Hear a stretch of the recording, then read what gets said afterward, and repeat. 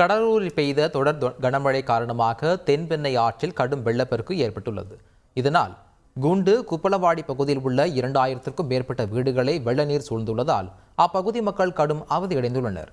மேலும் வீட்டு பகுதியில் நிறுத்தி வைக்கப்பட்டிருந்த இருசக்கர வாகனங்களில் வெள்ள நீர் புகுந்து பழுது ஏற்பட்டுள்ளதாகவும் வாகனங்களை சரி செய்ய மெக்கானிக் தட்டுப்பாடு உள்ளதாகவும் உரிமையாளர்கள் தெரிவிக்கின்றனர்.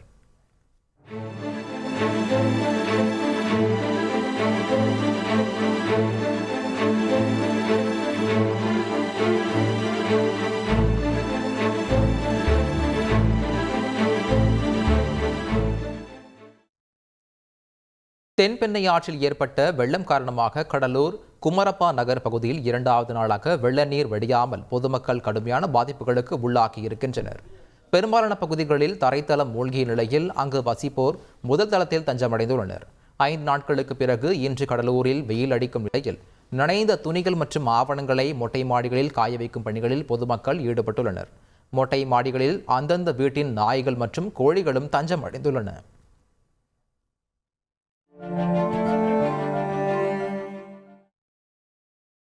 கடலூர் மாவட்டம் பெரிய கங்கனாங்குப்பம் பகுதியில் 2வது நாளாக போக்குவரத்து துண்டிக்கப்பட்டுள்ளது. தென்பெண்ணை ஆற்றில் திறக்கப்படும் உபரி நீர் குறைக்கப்பட்டாலும் பெரிய கங்கனாங்குப்பம் சாலை வெள்ளத்தில் சேதமடைந்துள்ளது. இதையடுத்து கடலூர் புதுச்சேரி வழியாக சென்னைக்கு வரும் சாலையில் 2வது நாளாக போக்குவரத்து துண்டிக்கப்பட்டுள்ளது. தற்காலிகமாக சாலையை சீரமைத்து போக்குவரத்திற்கு வழி செய்ய வேண்டுமென வாகன ஓட்டுநர்கள் கோரிக்கை விடுத்துள்ளனர்.